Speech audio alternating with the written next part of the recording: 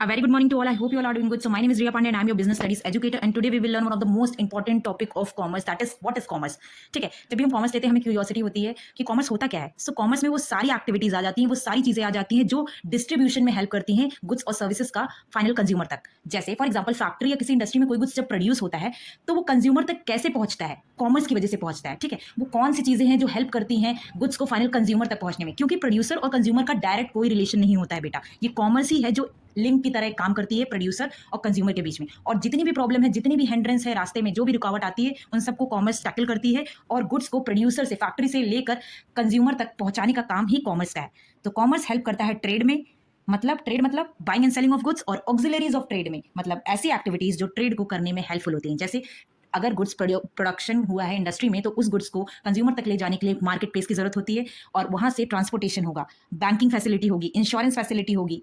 ठीक है, और वेयर हाउसिंग फैसिलिटी. गुड्स को आज बना दिया है तो सारा गुड्स तो आज कंज्यूमर ले नहीं लेगा, मतलब उस गुड्स को स्टोर करके रखना पड़ेगा. सेम टाइम पे सारा कंजप्शन नहीं होता, तो गुड्स को स्टोर करने के लिए वेयर हाउसिंग फैसिलिटी की जरूरत होती है, वो भी कॉमर्स प्रोवाइड करता है. तो कॉमर्स में दो चीजें आती हैं, ट्रेड और ऑक्सिलरीज ऑफ ट्रेड.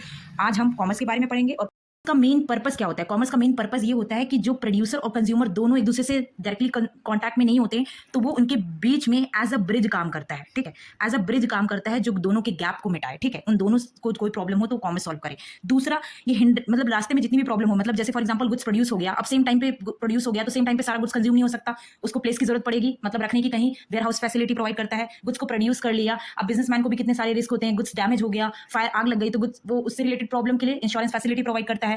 अब लोन चाहिए, ठीक है, आप गुड्स प्रोड्यूस कर रहे हो, आप बिजनेसमैन हो, आपको लोन चाहिए, आपको क्रेडिट फैसिलिटी चाहिए, वो फैसिलिटी कौन प्रोवाइड करता है? बैंकिंग, वो भी कॉमर्स देता है. ठीक है, तो कॉमर्स क्या करता है? कॉमर्स की ही वजह से जो गुड्स और सर्विसेज का स्मूथ फ्लो हो पाता है इकोनॉमी में, मतलब कॉमर्स की वजह से ट्रेड चल रहा है. ठीक है, सो फर्स्ट फंक्शन क्या है? Helps in removing the hindrance of a person. Hindrance of a person का मतलब क्या होता है? देखो, गुड्स को प्रोड्यूस करता है प्रोड्यूसर, उसको कंज्यूम कौन करता है? कंज्यूमर. अब प्रोड्यूसर और कंज्यूमर का डायरेक्ट कोई रिलेशन तो है नहीं, कॉमर्स उनके बीच में लिंक का काम करता है, बैकबोन का काम करता है, वो ही उनको कनेक्ट करता है. तो जब भी गुड्स का ट्रेड होता है उसमें प्रोड्यूसर कंज्यूमर से डायरेक्टली लिंक नहीं, डायरेक्टली बात नहीं करता, वो कॉमर्स की हेल्प से बात करता है, मतलब ट्रेड की हेल्प से बात करते हैं. गुड्स को एक जगह से दूसरी जगह ले जाया जाता है, उसके बाद उसको कंज्यूमर तक, फाइनल कंज्यूमर तक पहुंचाया जाता है.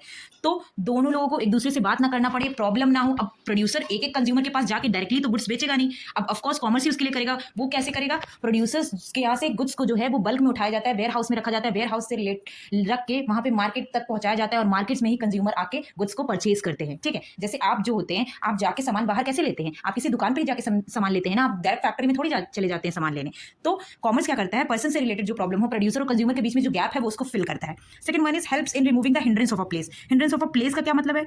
देखो, गुड्स जो है बना एक जगह पे है, ठीक है, फैक्ट्री में बना है, बट उसी जगह तो कंज्यूम होगा नहीं. अब उसको कंज्यूम करने के लिए मार्केट पे ले जाना पड़ेगा. ठीक है, वेयर हाउस में स्टोर करके रखना पड़ेगा, मार्केट में ले जाना पड़ेगा. गुड्स इसमें इतना ही बताया गया है कि प्लेस का. अब प्रोड्यूसर हर जगह तो प्रेजेंट नहीं हो पाएगा, मतलब अगर लखनऊ में कोई प्रोडक्ट बन रहा है तो ऐसा तो है नहीं कि सिर्फ लखनऊ के लोग उस प्रोडक्ट को कंज्यूम कर सकते हैं, बाहर अलग स्टेट के लोग भी कंज्यूम कर सकते हैं ना उस प्रोडक्ट को. तो उस प्रोडक्ट की अवेलेबिलिटी बाहर के स्टेट्स में भी होती है, वो सिर्फ कॉमर्स की वजह से होती है. ऐसा नहीं है जहां पे गुड्स प्रोड्यूस होता है सिर्फ वहीं के लोग उसे खाते हैं या फिर यूज करते हैं, बाहर की कंट्री में भी वो गुड्स जाता है. ग्लोबलाइजेशन की वजह से बाहर की कंट्रीज भी गुड्स ले सकती हैं. अब तो बहुत सारे ऐसे चले हैं. तो वैसे ही प्लेस की हिंड्रेंस को कॉमर्स रिमूव करता है. वो क्या करता है? जो गुड्स प्रोड्यूसर ने बनाया है उसको कोने कोने तक, मतलब हर एक प्लेस पे वो गुड्स की अवेलेबिलिटी कराना कॉमर्स का काम है. ठीक है, और वो कैसे कराएगा? ट्रांसपोर्टेशन के थ्रू गुड्स को हर जगह ट्रांसपोर्ट करेगा ताकि वो गुड्स की अवेलेबिलिटी बहुत सारी. अब ऐसे यहाँ पे इंडिया में बैठ के आप चाइना के प्रोडक्ट्स यूज करते हो, बाहर के और कंट्रीज के प्रोडक्ट्स यूज करते हो, कैसे? ट्रांसपोर्टेशन के थ्रू तो आते हैं. अब वो बाय सी आए, बाय सी के थ्रू आते हैं, बाय एयर के थ्रू आते हैं. ठीक है, so that is called.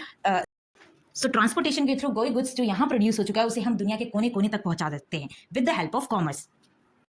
Third one is helps in removing the hindrance of time. Hindrance of time का मतलब क्या होता है? जब भी गुड्स का प्रोडक्शन होता है और जब कंज्यूमर उसको कंज्यूम करता है तो उस गुड्स के प्रोडक्शन और कंज्यूमर के कंजम्पशन के बीच में स्पेसिफिक टाइम गैप होता है. ठीक है, ऐसा नहीं होता है कि तुरंत प्रोडक्शन हुआ और तुरंत गुड्स को कंज्यूम कर लिया. सारा गुड्स बल्क में बनाया जाता है ना, तो उसको स्टोर करना भी होता है गुड्स की कंडीशन के हिसाब से. ठीक है, तो गुड्स को स्टोर करा जाता है ताकि उसे सालों तक कंज्यूम कर सके जब तक वो खराब ना हो पाए. ठीक है, तो टाइम गैप होता है. उस टाइम गैप के लिए उसका क्या सोल्यूशन है? वेयर हाउस की जरूरत पड़ती है गुड्स को सेफ रखने के लिए. जैसे फॉर एग्जाम्पल जो सीजनल प्रोडक्ट्स हैं वो इजिली खराब हो जाएंगे, तो उसके हिसाब से उसको अच्छे से वेयर हाउस में उसके प्रिकॉशंस को मेजर करते हुए इसे रखना पड़ता है ताकि कंज्यूमर को जब जरूरत हो और वो गुड्स लंबे समय तक यूज किया जाए. अब ऐसा तो होगा नहीं, बार बार प्रोडक्शन होगा, बार बार इंडस्ट्रीज में प्रोडक्शन होगा, बार बार गुड्स को कंज्यूम किया जाए, उसी समय गुड्स को कंज्यूम कर लिया जाएगा.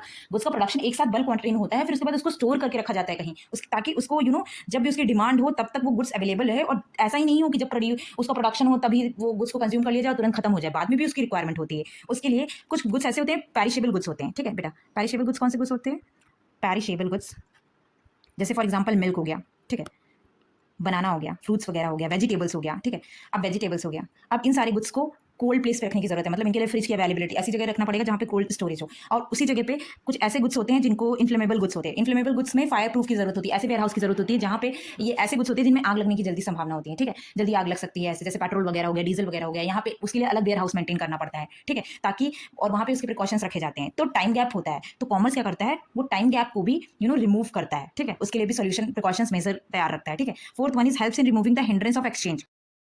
अब हिंड्रेंस ऑफ एक्सचेंज का मतलब क्या है, जैसे फॉर एग्जांपल एक्सचेंज में अगर कोई प्रॉब्लम हो तो कॉमर्स उसमें भी हेल्प कराता है। जैसे बहुत सारी बैंक्स है जो बैंकिंग फैसिलिटी प्रोवाइड करती हैं बिजनेसमैन को, जैसे लोन, अगर उनको कोई प्रोडक्शन करना हो तो लोन प्रोवाइड करती हैं, क्रेडिट फैसिलिटी प्रोवाइड करती हैं। अब आप देखेंगे एक चैप्टर है आगे 11th में जाके एक्सटर्नल ट्रेड, ठीक है, उस एक्सटर्नल ट्रेड और इंटरनेशनल ट्रेड में लेटर ऑफ क्रेडिट भी प्रोवाइड करती है बैंक, ठीक है, अगर आपको गारंटी वर्क करता है कि जो पैसा है वो सही टाइम पे दे दिया जाता है, तो वो लेटर ऑफ क्रेडिट भी जो है वो बैंक देती है on the behalf of the importer, ठीक है, वो बैंक प्रोवाइड करती है। अब जैसे आप गुड्स को कोई भी ट्रांसफर कर रहे हैं, आप किसी को बायर जो होता है वो गुड्स सेलर से लेता है, तो सेलर भी उसके एक्सचेंज में उसको मनी चाहिए होती है। सो ये ट्रांजेक्शन, ये जो है इकोनॉमिक ट्रांजेक्शन है, बैंकिंग ट्रांजेक्शन है, तो कॉमर्स हेल्प करता है मनी को एक्सचेंज करने में, ठीक है, as a medium of exchange, ठीक है। और जो बहुत सारी फैसिलिटीज हैं वो बैंक प्रोवाइड करती है बिजनेसमैन को, और ये पैसे का जो लेन देन है, कलेक्टिंग मेकिंग पेमेंट्स, ये बैंक के ही थ्रू होता है। तो बैंक से रिलेटेड, एक्सचेंज से रिलेटेड कोई प्रॉब्लम हो तो कॉमर्स उसका भी सोल्यूशन करता है। Fifth one is helping in removing the hindrance of risk. Removing the risk, hindrance of risk. Risk क्या होगा, जैसे बिजनेसमैन को बहुत सारे रिस्क होते हैं, जैसे फॉर एग्जांपल वो गुड्स का प्रोडक्शन करते हैं, बल्क में उनको वेयर हाउस में रखते हैं, गुड्स डैमेज हो सकते हैं, चोरी हो सकते हैं, आग लग सकती है, ठीक है। अब उसकी वजह से बिजनेसमैन को बहुत सारी प्रॉब्लम फेस करनी पड़ती है, तो उसका सोल्यूशन क्या है, इंश्योरेंस, ठीक है। कॉमर्स जो है वो इंश्योरेंस फैसिलिटी प्रोवाइड करता है, इंश्योरेंस, ठीक है। अब वो इंश्योरेंस क्या है, वो बिजनेसमैन को प्रोटेक्ट करके रखेगी, अगर उसे कोई लॉस होगा तो उसको कंपनसेट कर देगी, और रिस्क जो होगा उसका बर्डन थोड़ा कम हो जाएगा, तो बिजनेसमैन जो है वो अच्छे से प्रोडक्ट्स बना पाएगा, और उसको मतलब अगर कोई लॉस भी हो गया इन फ्यूचर में तो उसको इतना टेंशन लेने की जरूरत नहीं है, ठीक है, सेफ्टी भी रहेगा उसके लिए।